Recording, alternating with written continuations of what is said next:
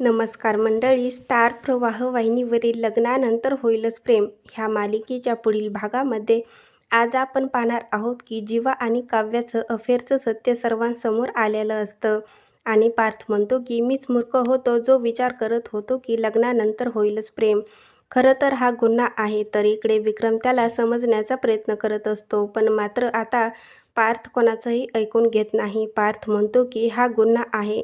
मी आता काव्याचा गुन्हेगार आहे की काव्या माझ्या गुन्हेगार आहेत. तर इकडे आपण पाहतो की काव्या रडत म्हणते की प्लीज देशमुख असं काही बोलू नका. तर इकडे आपण पाहतो की नंदिनी म्हणते की दोन प्रेम करणाऱ्या जीवांनी कधीही वेगळं व्हायचं असं म्हणत नंदिनी स्टेजवर जीवा आणि काव्याला बोलवते आणि त्या दोघांचा हात एकमेकांच्या हातात देते.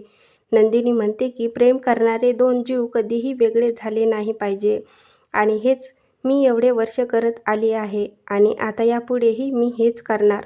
तर आता नंदिनीचं बोलणं ऐकल्यानंतर जीवा आणि काव्याला खूपच मोठा धक्का बसतो.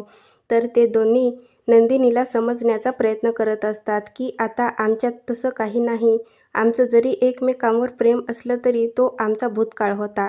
आता पुढील येणाऱ्या भागामध्ये जीवा आणि काव्या नंदिनी आणि पार्थ यांचं मन जिंकण्यासाठी काय करणार हे पाहणं खूपच मजेदार ठरणार आहे.